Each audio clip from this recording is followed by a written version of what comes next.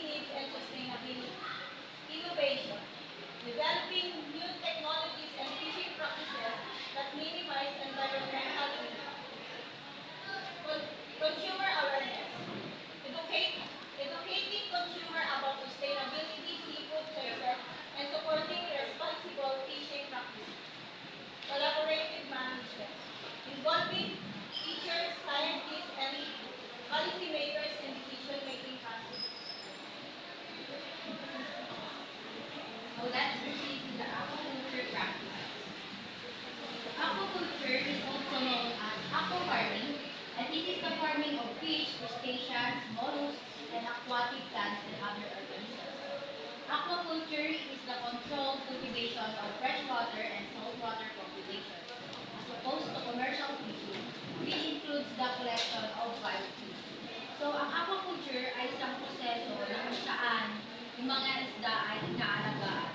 Iba ito sa commercial fishing kasi yung commercial fishing is direktang kinukuha yung isda.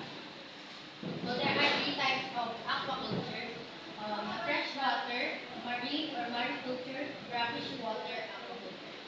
So first one is freshwater aquaculture. So dito sa freshwater aquaculture, ito yung mga ilog, um, mga lawa o fish ponds. Dito naalagaan yung mga tilapia or bangus. And dito sa marine aquaculture or mariculture, ito yung saltwater environments, yung dagat. So dito naman inaalagaan yung mga fish, shells, talaba. And dito sa brackish water naman, kapag yung fresh water is matabang yung tubig, at kapag naman sa marine aquaculture naman is maalat. Dito sa brackish aquaculture is naghalong maalat tsaka matabang. So dito naman inaalagaan yung mga alimango, mga tilapia, and so on. So dito sa tatlong to, ang pinaka-the best na tirahan ng isda is itong brackish water. Why? Kasi mas maraming nakukuha yung mga isda na nutrients dito sa brackish water. So next is aquaculture system. Open system. Involve raising aquatic organisms in enclosures with natural bodies of water like oceans, lakes, or rivers. These enclosures allow the water to flow freely through the system. So open system. Kapag sinabi natin open system, open siya. Dito, yung cages dito is yung mga fish net. Itong open system kasi, malayang dumadaloy yung tubig dun sa fish pad. And closed system is operate in a controlled self-contained environment where water is filtered, treated, and recirculated. So closed system, dito is nakokontrol mo yung tubig, nalilinisan mo, or yun. At ang difference lang ng open at closed system is yung open kasi makakaranas yung mga isda ng climate change. Where sa closed system naman is kontrolado mo yung tubig.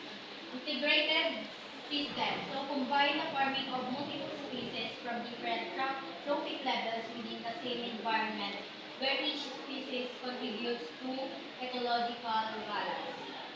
So dito, pinagsasama yung mga ibang species sa iba't ibang trophic levels. For example is yung salmon, shellfish, and seaweed.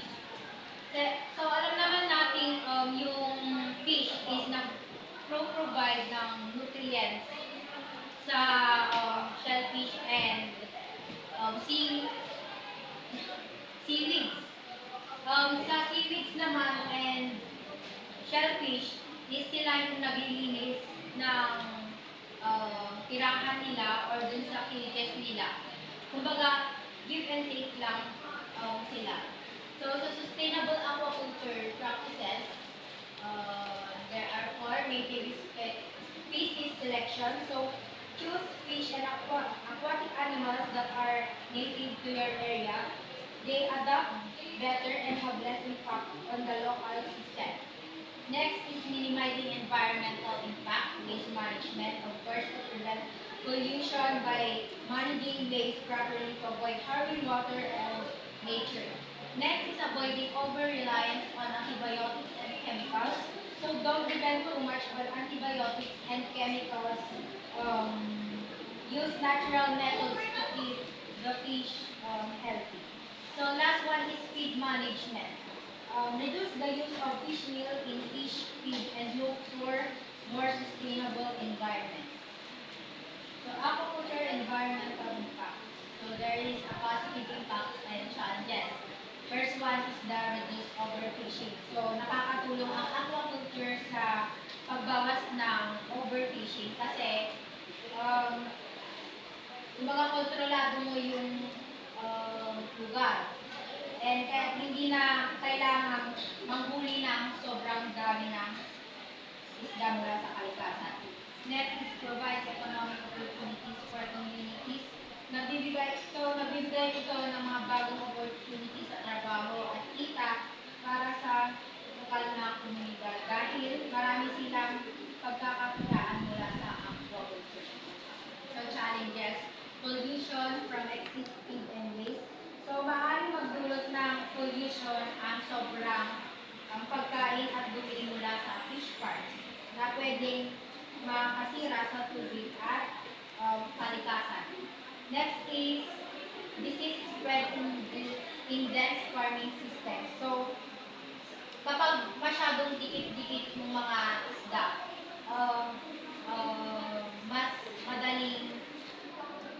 mas madaling mag-spread yung sakit and magkakaproblema sa production nito. And last is habitat destruction. So, maaaring magdulot ng pagkasira ng natural na tirahan tulad ng pagputol ng mga mangrove trees and para sa shrimp farming.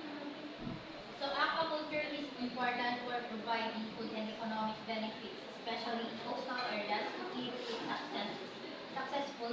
We need to balance this growth with protecting the environment, ensuring it stays sustainable for the future.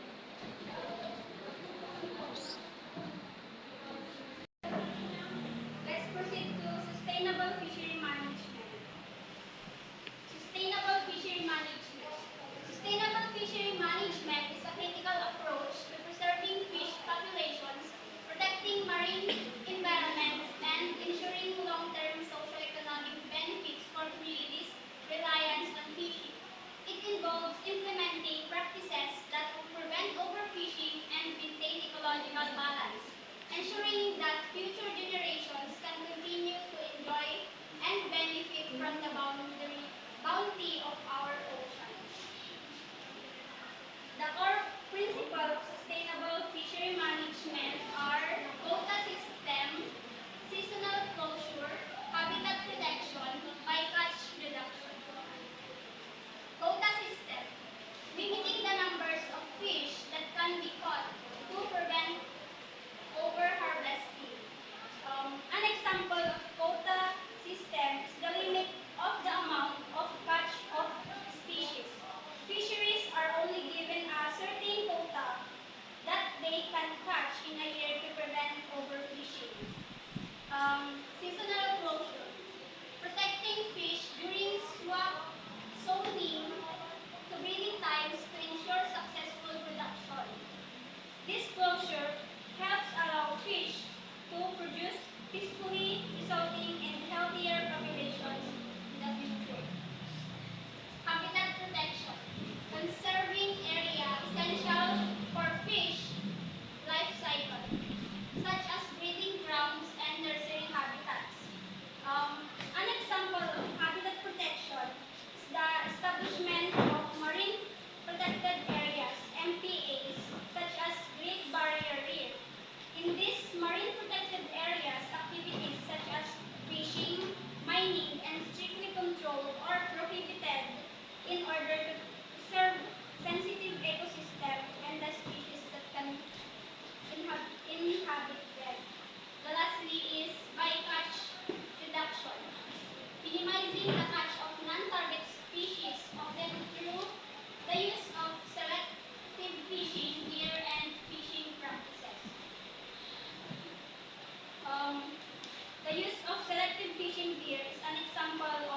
bycatch reduction. For example, the use of fishes in bladder device on shrimps growers reduce the bycatch to fish and other non-target species during fishing. These targets are important in ensuring the fishing is conducted in a sustainable and responsible manner. Benefits of sustainable fishery management. Here are the examples. Preserves biodiversity, supports healthy marine ecosystem, manage, manage, mitigates climate change, ensures sustainable food, food sources. Fishery management is about making sure we catch fish in every healthy fish population. By not catching too many fish, there will be enough to reduce keeping fish numbers stable. Better ecosystem. It helps protect ocean and rivers where fish live, keeping the environment balanced and strong. More fish for the future. More fish for the future. When fish management carefully, there will be more fish available for people catch. Or when fish are managed carefully, there will be more fish available for people catch and eat in the future. Job security.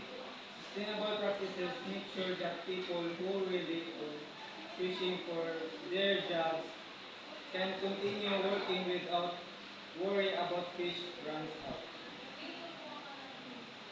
Supporting health marine ecosystem means protect ocean and its culture which helps keep nature balanced. Healthy ecosystem provide important service like nutrient cycling and wave protection. Nutrient cycling, ocean recycle nutrients that supports life, keep water clean and healthy for fish and plants.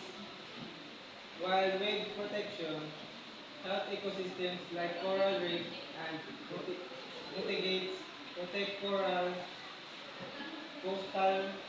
coastal communities from strong waves and storms.